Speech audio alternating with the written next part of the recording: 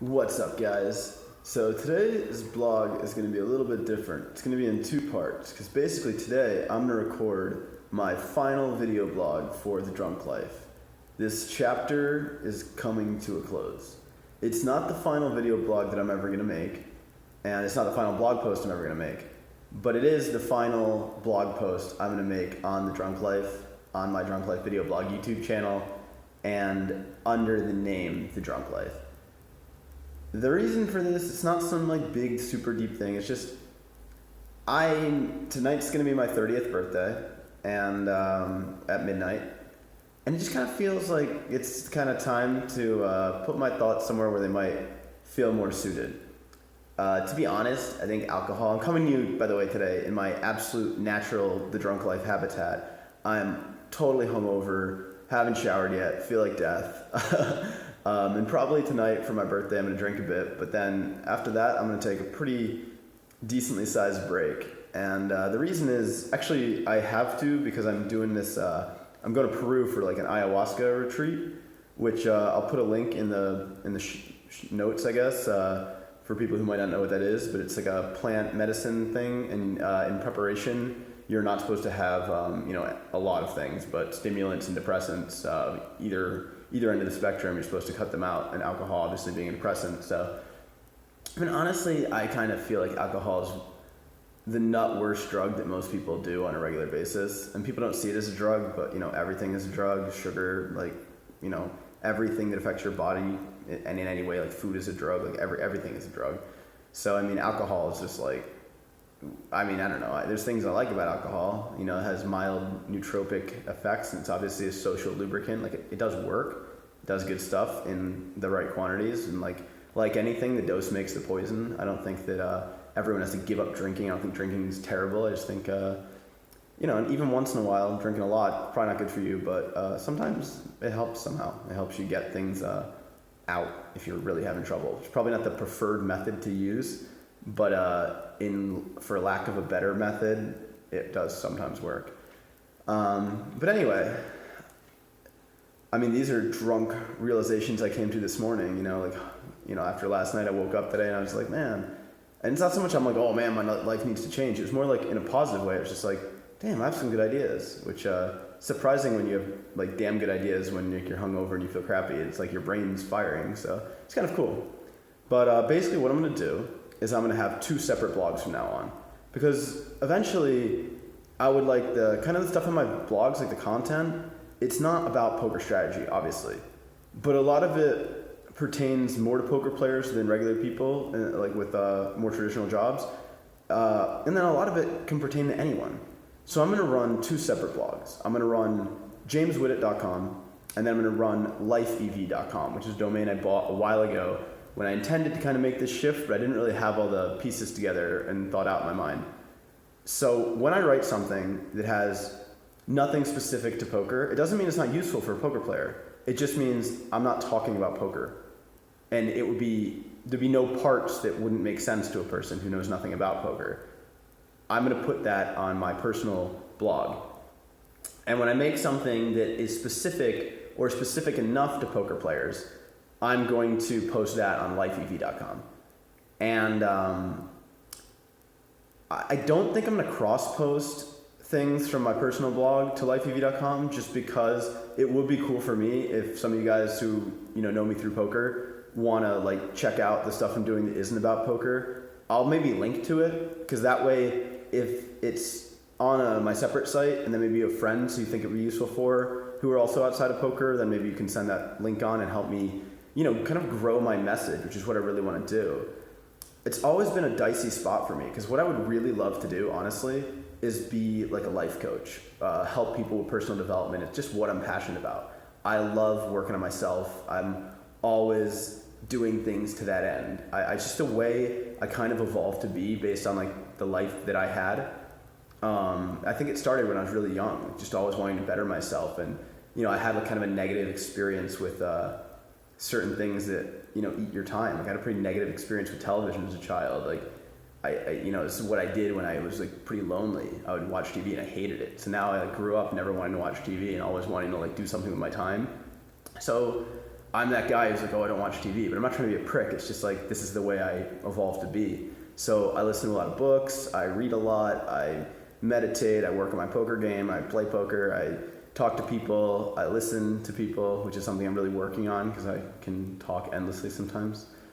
And I think that having my thoughts in two places and trying to spread that message is going to be a cool thing. It's just the thing I've always felt uneasy about is like, how do you ever make money being a coach or, be someone who gives advice without seeming condescending, without seeming like a know-it-all? I mean, how do you market yourself without being a douche, really?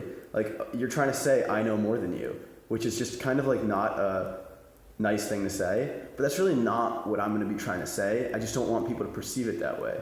And I think you guys have been following me for a long time know that I'm not like that. I mean, we can all be like that at times and we don't mean to be, but overall, that's not like the kind of human I am.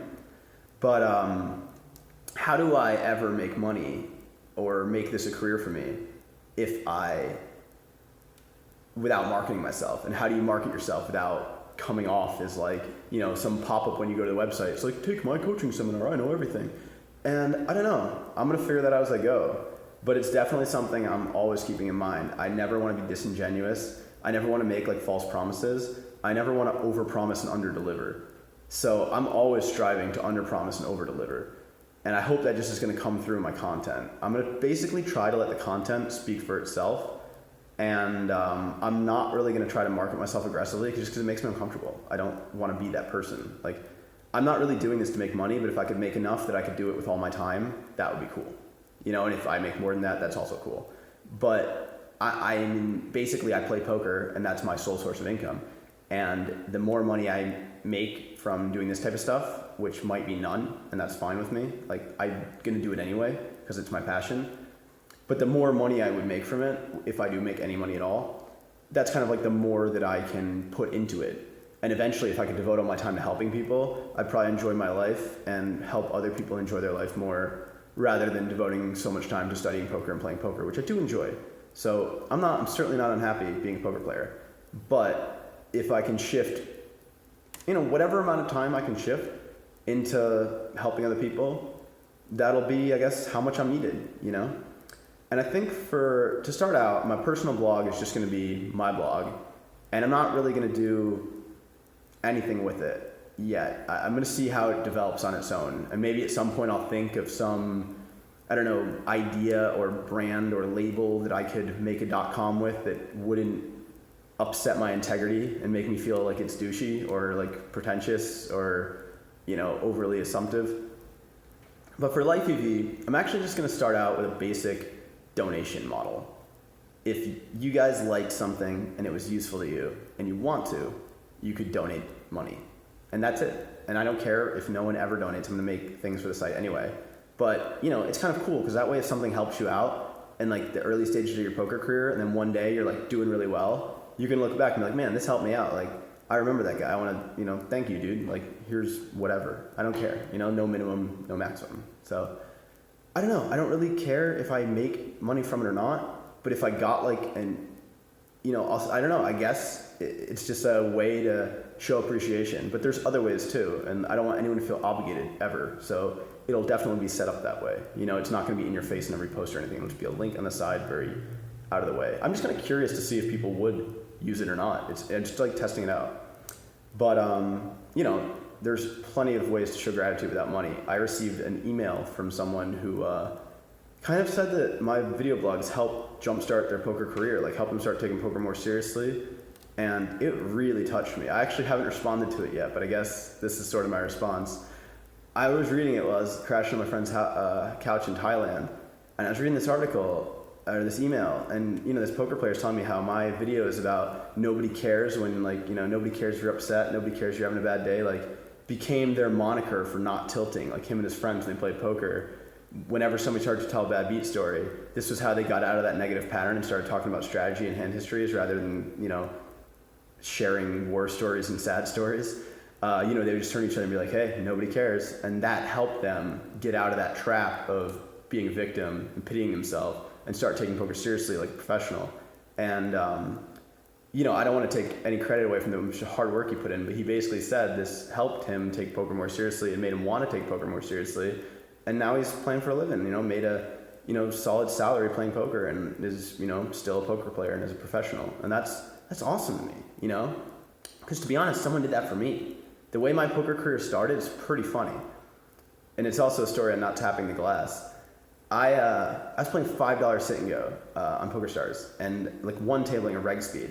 And I was pretty good at them. I was winning a lot. I didn't know what an ROI was, but I had a pretty high one. It was like 70% over like 80 games, huge sample. And, I didn't know what the hell I was doing, but I kind of knew. Like I played card games my whole life, played Magic, and I always thought I was gonna like do well in poker because I played Magic cards and stuff. But I didn't know how to make that happen. I thought since I'm good at card games, I'll just like play poker and somehow magically be good.